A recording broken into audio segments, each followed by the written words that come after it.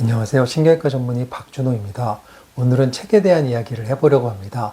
제가 영상을 찍는 방을 보시는 것처럼 제 방에는 꽤 많은 책이 있습니다. 무료한 시간을 책을 읽으며 보내는 제가 책을 리뷰하지 않는다면 그것도 직무유기인 것 같아서 추천 책과 리뷰를 하려고 합니다. 제가 좋아하는 책들은 주로 논픽션으로 의학이나 생물학, 물리학, 화학 같은 과학책, 또 수학, 경제학, 심리학, 역사 등의 책들입니다. 제가 책을 고르는 기준은 거의 첫 번째로 주석과 인용과 출처가 충분히 있는 책을 저는 선호를 합니다. 벽돌을 쌓듯이 차곡차곡 이전에 알려진 지식의 토대 위에 저자의 새로운 생각이 얹어지는 식의 서술이 된 책을 저는 좋아합니다.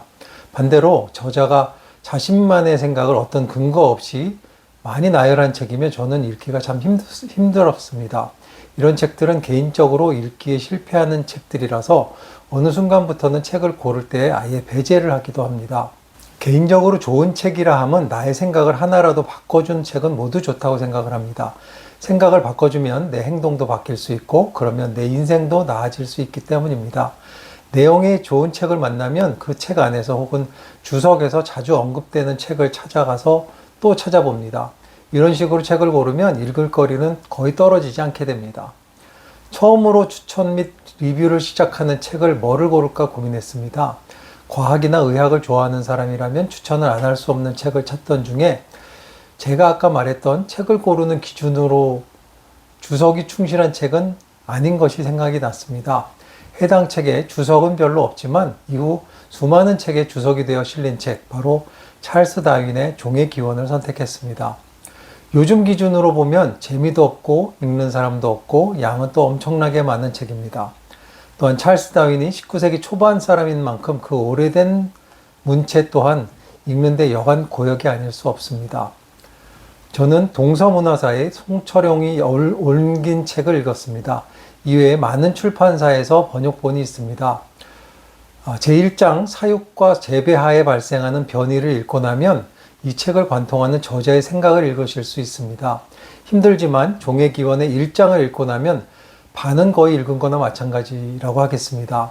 종의 기원 1장에서 다윈은 옛부터 사육 재배되어 온 동식물의 같은 변종 또는 아변종의 여러 개체를 비교해 볼 때 가장 먼저 우리 주의를 끄는 것은 그러한 개체들은 일반적으로 자연 상태에 있는 종 또는 변종의 개체보다 서로의 차이가 훨씬 두드러진다고 말합니다.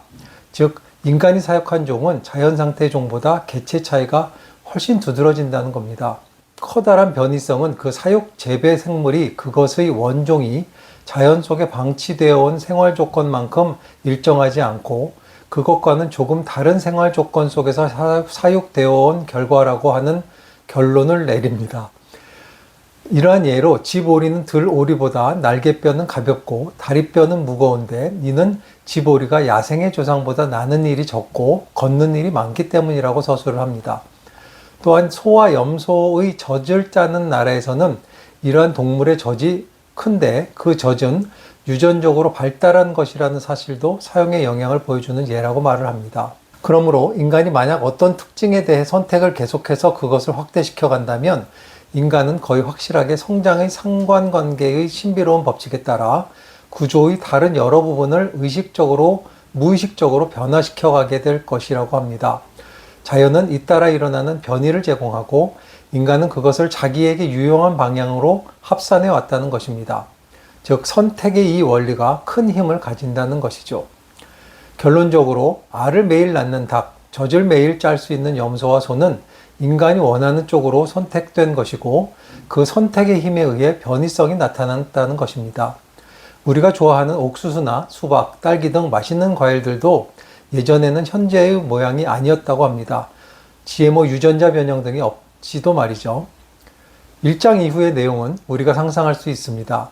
자연 상태에서 나는 변이는 자연이 그 개체를 선택한 것이라는 것이죠. 인간이 선택하지는 않았지만 자연이 선택하여 원래의 종과 다른 변종이 생겼다는 논리의 진행입니다. 다윈은 제6장에서 자신의 주장과 반대 이론도 검토를 합니다.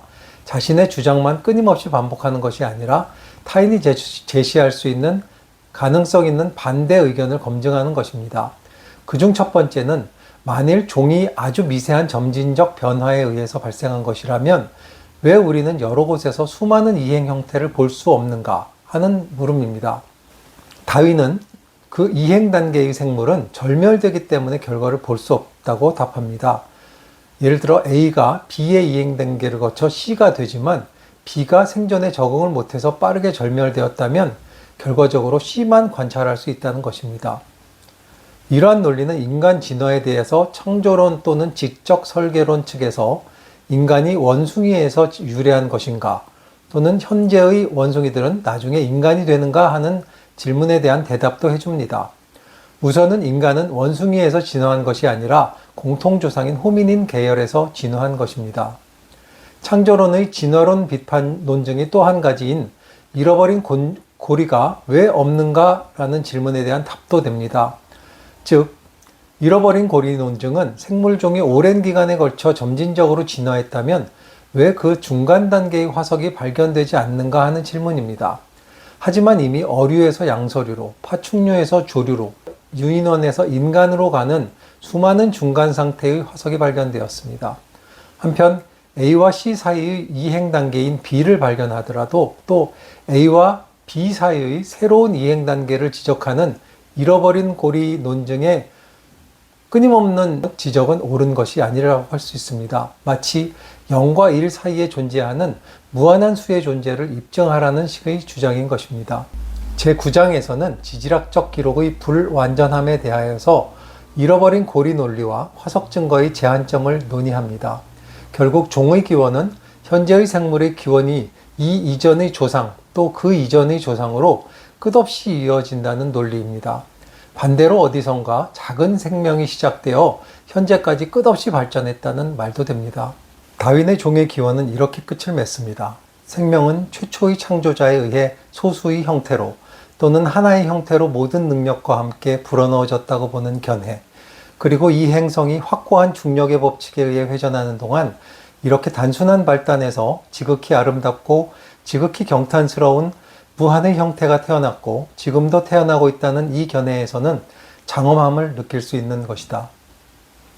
현대생물학에서는 고세균과 세균에서 생명이 시작되어 거대한 생명의 나무가 만들어져 현재의 동물과 식물, 균류에까지 이르고 있다고 합니다. 그 최초의 생명 한 조각이 무엇이었을지에 대해서는 아마도 RNA 한 조각이었을 거라고 생각을 하고 있습니다. 그렇다면 그 최초의 생명 한 조각이 어디서 왔는지는 아직도 연구를 하고 있습니다. 시청해 주셔서 감사합니다.